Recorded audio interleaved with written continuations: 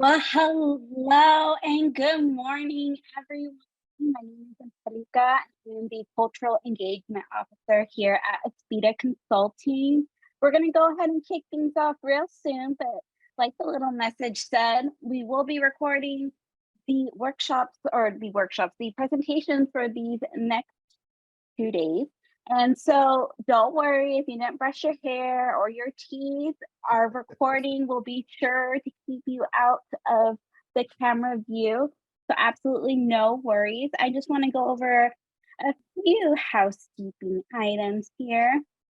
We do encourage everyone to go ahead and share your comments, your thoughts, and questions in the chat. We will have time after each of the presentations to answer a few questions. And of course, we love to see all your lovely faces. So if you can, of course, we encourage you to turn on your camera. Of course, if you can't, no worries. I do have a pile of laundry, but that's what the blur background is for. So without further ado, I'm going to hand things over to Oscar here. Thank you, Angelica. Good morning, everyone, or maybe good afternoon. Those of you that are on the East Coast or even further nowadays, right? We've had people from literally many parts of the world. But everyone, I want to welcome you again to the First Gen Virtual Summit.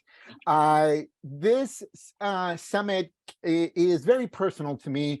Some of you know my story. I am a first generation professional, the only one out of 10 siblings that went off to college. And, November 8th is National First Gen Day. And many colleges, universities are having an event on that day. In some cases, some colleges, universities are doing a week-long celebration. In fact, actually, next week, I'm going to be doing a workshop for one of the universities with regards to First Gen week. But really what today's purpose or this summit, the purpose is to bring together career development professionals, student affairs professionals, and companies that do campus recruiting. Why? The reason is, number one, I believe we need to change the narrative of what it is to be a first-gen professional. Number two, companies need to improve or find ways to be able to uncover this amazing talent that first-gen students have. And we have an amazing lineup today and tomorrow. So like Angelica said, feel free to submit your questions via the chat. We want to make this as engaging as possible. Again, we are recording the summit and we're going to make the recording available to you. So don't worry if you can't stick around to for the entire summit. You will be enjoying the benefits again of the recording. All right, so Angelica, if we can switch screens here. And I want to introduce our keynote speaker. So everyone, I want to introduce you to a very close friend of mine, Brian Obruba, who is the Executive Director of the Office of Leadership, Service, and Career at the University of California, Merced. Brian and I actually have known each other probably maybe 8 or 9 years. He has seen me grow in my business as it relates to training. I actually, Brian was kind enough to invite me to the university a long time ago to do a workshop for his students and then also professional development training for his staff. And over the years, we maintained just a very close friendship. A little bit of background on Brian is he has more than 27 years of experience in leadership roles at institutions such as Ohio State University, Colorado State University, and the University of Northern Colorado. He has broad leadership responsibility for numerous universities, operations, including career readiness, student leadership, involvement, and community engagement services. And since 2010, he has provided strategic vision for career and workforce readiness at UC Merced. Also, okay, connect with Brian on LinkedIn because he is very well connected and he's just a good guy too, okay? But Brian also sits on the executive board of the National Hispanic Serving Institution Career Collaborative, which represents 14 of the largest HSI universities in the country. Brian, my friend, love you, appreciate you. Thank you for being our opening keynote speaker. Thank you, Oscar. And thank you to everyone who's joining us here. And I love the song to start because when we're together, it does feel like we are all family. And so I thought that was very appropriate piece together. Keeping on the music theme, I was looking at the agenda over these next 2 days, and I think you all have pulled together the Coachella of first gen allies and supporters. And so incredible lineup. I'm very excited to participate here today, this morning, but I'm also really looking forward to hearing from the student panel a little bit later, because listening to the students and their stories and their voices educates all of us to continue to improve our resources and our services and how we serve our first gen communities. Oscar, just thank you again. And I'm calling in today from the heart of California, at University of California, Merced. We are the youngest campus in the University of California system. We have only been around since 2005. And so we are kind of that rebellious teenager within the University of California system in doing that. But our purpose of being here was really, we were founded to increase that access to higher education for California residents and really enhance the UC's presence in a rapidly growing area here in the Central Valley of California, where we have such a diversified of an economy in some of the world's most vibrant agricultural regions. Our valley produces almost 99% of the almonds, pistachios, artichokes, dates, kiwi fruit, and all these things. And so when you think about and you watch a movie and you think, well, Hollywood produced it, we want you to have that same thinking when you eat an almond or a pistachio and think of the Central Valley in that particular regard. So that's where we're kind of calling in from today. In addition to that, I want to share a little bit about, I'm going to share my screen and share a little bit about what it is that we do here in helping to kind of prepare students in our first generation. And something that's really close to our heart. We are 71% of our student population identified as first generation. And you look at that compared to some of the national statistics, or even within the very vibrant University of California system. We're well above, and our incoming class this year is actually closer to 75% first generation in terms of our enrollment. And so when we think about the services we provide and the way that we formulate our programs and serving our students, it's really just baked into our ecosystem as we think about things. But it's also about the student success and the outcomes. And one of the things that we really strive to do is, rank number 4 in the creating that social mobility by exceeding national average for students' graduation rates, by enrolling, graduating large portion of students into who are awarded Pell Grants. But driving that student success outcome takes far more than just being here. It really takes an opportunity to carefully look at programs, ensure that our staff are trained and committed to fulfilling the hopes of, and not only of the students, but of the families that are built here for their futures. When I first got here 12 years ago as the director of the Career Center and started coaching our students and looking at their resumes, it became very clear to me when I was looking at things, and then I would sit down and talk with them and hear about their stories and preparing them from their interviews. And there was a disconnect between what they were telling me and the stories that they were sharing versus the things that were appearing on their resumes.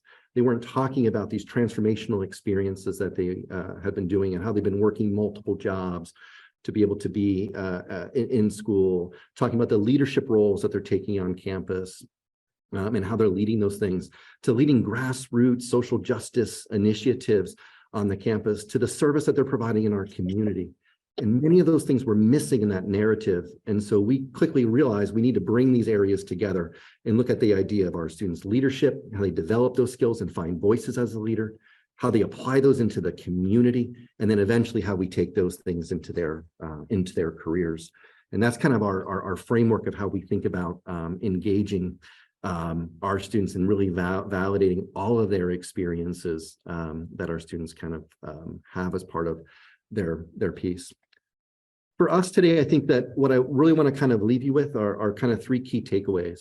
I want to talk a little bit about leveraging first-gen faculty, staff, mentors, alumni mentors, employer mentors, employer partners, friends of the institution, and really thinking about how to leverage those relationships.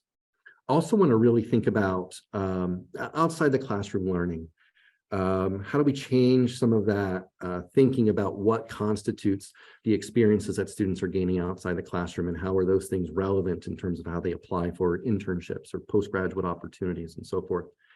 And I also want to speak to some of the things that we found as kind of some good practices as it pertains to recruiting first-generation college students from not only our campus, but also nationwide through our involvement with the Hispanic Serving Career Collaborative, and share some of those things that have really been resonating strongly with students on our campus.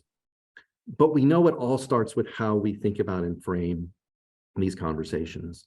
And a lot of research is around the idea of asset-based language. And we really think about this holistically as a language that signals to everyone, to our students, our scholars, to their families, to our own colleagues and campus partners, ourselves as professionals in higher education, but also to our larger community, our employer partners, our donor partners, our guest speakers, our visiting scholars, all of this, and the idea that we truly believe in our scholars in their area. And so we look at this and we really think about our work as we look at not what's missing, but what's present that we can do. What are the lived experiences of our students that we can build upon? We frame challenges that are solvable and also systematic. And we also question the systems, not the individuals. And we'll talk more about that. We really focus on the strengths of our students. Through this idea, we have to ask ourselves a very critical question. And too often when I talk with colleagues across the nation, or you read stories that talk about students aren't prepared for higher education. Well, I really think the question we need to be asking is, are we prepared for our students that we serve? And as we think about moving at the speed of students, that it's just not the student that we're supporting, but oftentimes it's their entire family or generations that we're impacting in their pieces. So oftentimes by having this mindset of how we look at it, we revisit, we redesign policies that allow more flexibility, that allow us to meet students where they are. We oftentimes receive feedback and gather feedback intentionally about what students are looking for. We analyze the data we may already have and add to that particular resources that we need to meet those students' need. We're kind of grounded in this concept of asset-based language at our institution. And we really try to help spread that unified message across all areas of the campus. But it's also important to make space to have those honest conversations with students and pay attention to the stories that the students are saying. It allows us to be more proactive in that particular piece, and it sets students up with the tools to really elevate their voice. Asset-based language, we also know, is an antidote to the effect of imposter syndrome, and also the idea that asset-based language equals power to the student. So as we think about our organizations, it starts with looking at our own organizational structures, no matter where we sit in our organizations or the type of organization we sit in. But what is that culture, that ecosystem that really empower and support and connect, in our case, first-generation students through some of those structured systems that universities have, or the structured systems that we know that our employer partners have in terms of their hiring processes, to really promote that campus engagement, to familiarize our students with the culture of higher education, and to really motivate them to achieve academically and persist in college. But we feel that really is rooted in a lot of these pieces. There's a great resource, and I like to share a lot of the great minds that have influenced our work and that I learned from. But there's a great podcast around this particular piece. If you just kind of Google the source at the bottom through Dr. Daniel Alameda from Cal Poly San Luis Obispo, did a whole training with UC Career Services folks around this idea of asset-based language that was really powerful. When we also think about the idea of leveraging first-generation staff, faculty, and mentors, on our campus, in my teams, about 63% of our staff identify as first generation. We think about this as we involve speakers to the campus, or set up panelists that we involve student panelists or guest panelists that may also identify as first generation. And it's helpful for them to get that sense of belonging. Because there's another side of it, that in a recent Harvard Business Review study, they found that first-generation students were 21% less likely than their non-first-gen peers to have spoken to an alumni at a company where they were recruiting during a job search process. And unlike their peers, first-gen students may also not have friends or family members who can explain the intricacies of that interview etiquette, or even interpret the jargon of sometimes the job descriptions. This can lead them to struggle with the traditional job search process, kind of causing employers to miss out on candidates who may be more qualified to do the job, but don't know how to demonstrate it through the signals that recruiters expect. Also, we know that employers can help narrow that gap by providing mentorship and coaching to some of the candidates not otherwise have access to. 63% of first-generation students were interviewed recently and were concerned about their ability to even just connect with the recruiter during the interview process. Employers can address this by offering practice interviews or even just kind of ask me anything coffee chats as they engage with students in ways that may not necessarily be feeling as if it's recruiting, but more having a dialogue and a conversation around that. And we'll talk a little bit about how some of those things have proved positive here at UC Merced in doing that. We run a program where we have called our Bobcats Helping Bobcats, where we have an in-house mentoring program that really has helped to get students across that finish line and helping them. It's fascinating when we were talking with our alums, and keep in mind, as a new campus, most of our alum are under the age of 30, and they're entering into that kind of that season of their career where they're starting to kind of give back in these ways. But there was also some real trepidation by our alumni mentors talking about having kind of, in some ways, that imposter syndrome about being a mentor. Saying, what do I know? I don't know anything about anything. But you do, because you've just been, that near peer relationship is so powerful to be able to kind of share those experiences and the things that you've helped to overcome in that process.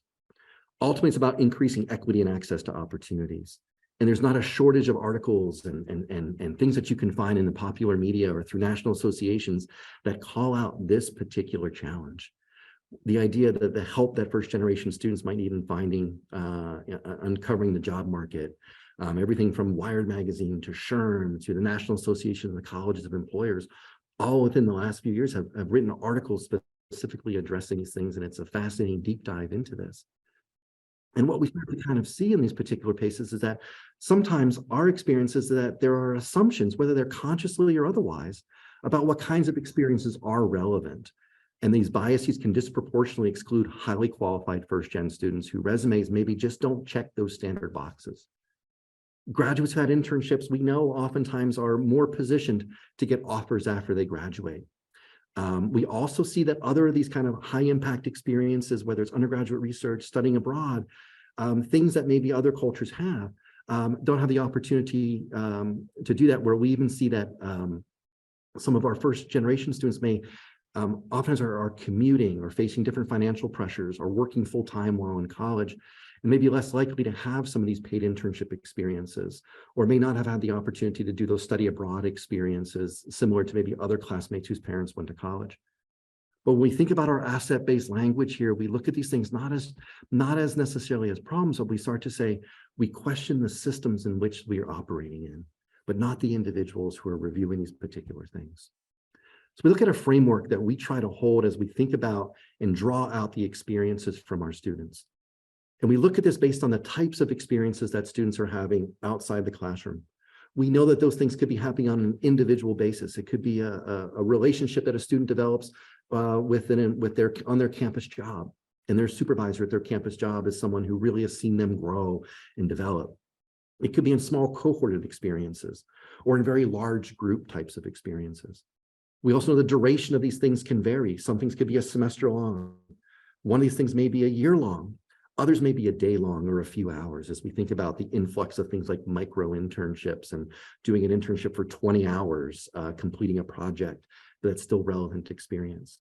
The learning that occurs in these particular pieces are all still the same in terms of the things that students are developing, even if it's in these shorter periods of time. And those experiences can include on-campus employment, things that students are doing in their clubs and organizations.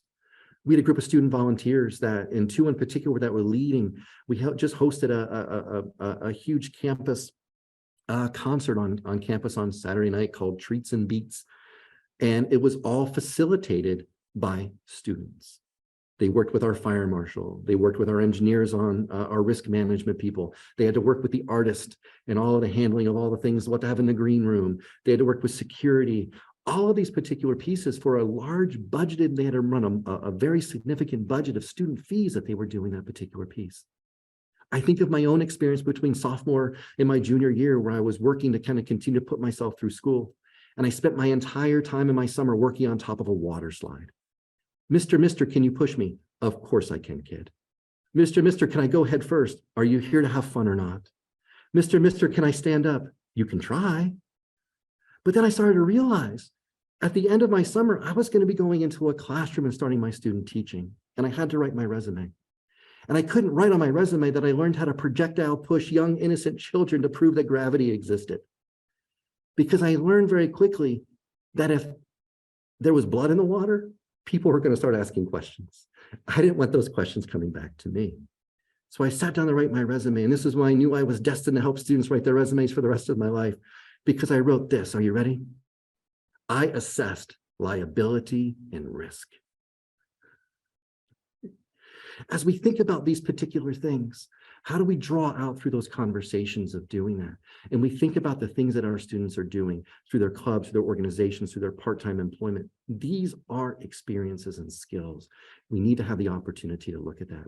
Dr. Terrell Strayhorn writes a lot about sense of belonging on university campuses, and he really talks about this exactly piece of what we just said, but he quantifies it in such an important part where it says that the lack of recognition for the value of the experience that our students do have result in a vicious cycle that keeps recruiters from identifying these qualified candidates. These experiences deserve explicit mention and empirical exploration. Uncovering these particular pieces is so critical of how we start to look at this. When I first got here, we had the opportunity to work with a program with Yosemite National Park around leadership. I said, yes, please sign me up. This sounds fantastic. We have a 2-year program experience where these students were going through in their first year, they're learning through a leadership development model around self, others, and community in partnership with the national park where we're looking at national green spaces. In the second year, the students have the opportunity to do a capstone project. We have a group of students currently that are working with a sister park in Mexico, and they're working around the idea of preserving the national lands and developing public relations materials and social media campaigns of how to preserve natural green spaces and looking at these particular pieces. These are phenomenal skills and experiences that might be one line on a student resume that just says, I was a member of the Yosemite Leadership Program. As we think about these things, it's uncovering these particular pieces as we start to kind of look at them. The other parts, and Oscar had mentioned this, that there's lots of great opportunities of things, and colleges and universities now are really beginning to recognize these unique opportunities that face our first generation college students. When I have national conversations within the UC system, my colleagues at UC Berkeley are now offering career counseling specifically for first generation students, including helping with their resume profiles or a semester-long job course. My friends at the University of Toledo have had the opportunity to think about a networking series to help students get connected with employers. And even last year at Cal State Fullerton, they launched a program called I Am First, which brings in working first generation graduates to mentor their younger counterparts who are still enrolled in school. Also, there's been a handful of employers who are also recognizing these singular challenges faced by first generation graduates. Several companies now have launched kind of a first gen focus program for first year students through juniors, and partnering with campuses around to mentor, to influence students and kind of also help educate them around the idea of job search and readiness particular pieces. We're seeing more identification of employee resource groups that signal around the idea of first generation students, of employees, because we know they're also not only first generation students, they're going to be first generation in the workforce, and making that transition can be so critically important. Things that we're having the opportunity to do here as we think about talking with our employer partners. One of the things that we've learned here is we call it our dying event, and really looking at the idea of how do we really connect students in ways that are going to be more meaningful. And what we found is that we had employers who just yelped some of the best restaurants in town for college students in Merced. And they just invite students to kind of have conversation and break bread. And they have a conversation. They talk about their own experiences, the influences that their families had on their careers, and going to college, their experience at college. And is it recruiting? You bet it is. But it's coming at it through a conversation and through a narrative that's honoring the stories of what students are doing. They're finding a deeper connection to these organizations, and they're finding themselves applying to or sharing about their experiences with that. It doesn't have to be just happen at a career fair. It can happen through these different dynamics and these different spaces of where we see our students do it. Storytelling that comes with this particular piece is incredibly powering. Other things that we have are opportunity to get involved with, where we involve our employer partners. We do happy hours. Not happy. They can be happy, but we set goals. We want to try and apply for 25 positions in the next hour. But we just bring students in no matter where they are in an application process. They can get coaching. We bring in alumni that can come in either virtually or in person to kind of help coach, share their story. We bring in yoga instructors to kind of make it. We have a student DJ sometimes that comes in and plays. And we've got probably more Red Bulls than anybody would want me to actually say that we have in the room. But that idea is just, sometimes it's just creating a space to have students kind of meet them where they are and help them to kind of just hit that send button or hit that submit button. To look at it sometimes is to say, you're good, let's do it. And then we go up and ring the bell or hit the air horn or whatever we have in there every time you apply for an opportunity. Other pieces that we do when you recruit on our campus, we're going to put you to work. You don't just get to come and recruit our diverse students. We're going to put you to work. Even in things that when we take students to visit different companies, but when they come here, we require them to do some type of a workshop, some type of a seminar, some type of engagement. It could be meeting with our student clubs and organizations. It could be doing resume critiques. It could be talking about how to find a mentor at work or what is really an ERG or an employee resource group. It could be doing something more technical, like a technical skills workshop around that particular piece.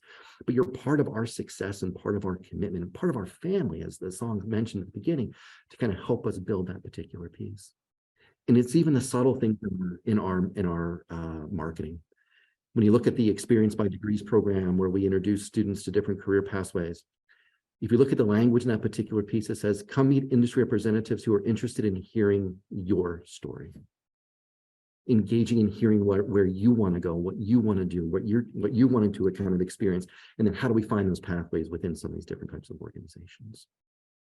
So it's even in our messaging that goes out to students that's saying that you belong here, you belong in these opportunities to come in and have these experiences to engage. Other things that we've seen in terms of trends that have been game changers that oftentimes have been a byproduct of the pandemic, but micro internships. The student that's highlighted here on this particular screen was going to wait an entire year to take a course in user interface and design, was going to delay his graduation to take that particular piece. And I said, let's first find out if you even like it. Let's try something out. Taking an opportunity to do a micro internship for 40 hours, he had the opportunity to work with Netflix and go out and interview people about a new platform that they were getting ready to release.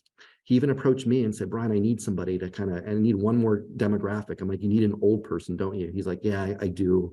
So would you mind if I interviewed you? I said, okay, it's all about you and your success. I'll take the hit in that particular piece. But also looking at these virtual-based experiences that students can kind of fit in around their other commitments. It could be something that they could do during a semester break or other parts of the time that can also be developing their skills and their experiences, but it may not come across as looking at like a 3-month or a 6 months or a 9-month internship or co-op, but it's experience and skills that student's going to bring into your organization. With this, I want to kind of close with some of the work that's really influencing and that we're looking at. But really the goal with this is to celebrate the things you're doing on your campuses or in your organizations, share and spread those things with others, and then really and think about ways that can intentionally start to kind of support all students in their success, but particularly our first generation students, because together our goal is to change the face of higher education so that future students are taught more and more by those whose journeys parallel their own. We're empowering the next generation to shine even more brightly through post-secondary degrees and beyond, and are joined by so many great minds and thought leaders that this is just a short list of who those are. And who I want to add to this list is all of you that are participating, speaking, engaging, having these conversations within your own family groups, within your own communities, within your own organizations, to continuing to take time to engage in these conversations and learn from each other. You are all the rock stars of the Coachella concert event that we have here. And it's such absolutely a privilege today to be in your presence and to share a little bit of what we have the good fortune of working on, the privilege here at UC Merced and working with it. But it's the great work that's happening across all of our sectors and our industries that are going to make the greatest change, because this is a movement. It's just not a series of events and things, but we're really talking about truly about a first generation movement into the workforce. And I'm so thrilled to be part of that journey with you. And hope to connect with you at other times to continue the conversation, learn about all the great things that you're doing. After with that, I'll close and turn it back over to you and your competent hands. Yeah, Brian, thank you. Oh my, everyone, you see why I invited Brian to be our opening keynote. He and his team and just overall UC Merced is an amazing community. And I purposely use the word community because it's a family that they have created there. Thank you so much, Brian. There is a question here. Let me go back through the chat. Let me see. Okay, question here from someone. It says, when you say question the system, can you elaborate on what compromises this, on what makes up the system? We think about it's a great question. It's one we wrestle on the mat with all the time. Sometimes the system could just be simple policies or procedures. Things could be as simple as requiring students to be professionally dressed or have a professional headshot. There's a company that comes and recruits on our campus now that says, trust me when we tell you, do not come in professionally dressed. Don't go out and try and find those resources. It doesn't matter to us. It's you that we want to meet, not the suit that you're in. That's changing the system. That's changing the way that we approach this work and building on the strengths of those things. It's not saying that those that do require those or the individuals that ask for that or perceive that as being equating to professionalism are wrong. But we have to change the system of how to do that. We just purchased a professional headshot booth on our campus because we know there's a tremendous expense to go out and find someone to do a headshot. That expense shouldn't be there. Anyone should have equity and access to those particular things to put on their LinkedIn profile or to put on their portfolio or to use those particular things to get a passport for whatever you want to use it for. But sometimes those are the barriers to kind of change those particular things. And so those are some of the examples, I think, when we look at the systematic approach to how we recruit and how recruiting is happening, but also how we're preparing students. It's a two-way communication around how we change the systems of how we're preparing students just as much as how they're transitioning into the workforce. Wow. Wow. Well done, my friend. Well done. Well, thank you. Thank you again, Brian, for taking time out here to share, again, just your expertise and some tips and things that you, your team, and just overall UC Merced is doing. There's a lot of positive feedback. If you're able to stick around and just scroll through the comments, you're going to see that everyone just enjoyed your opening keynote. So, my friend, thank you. Thank you very much.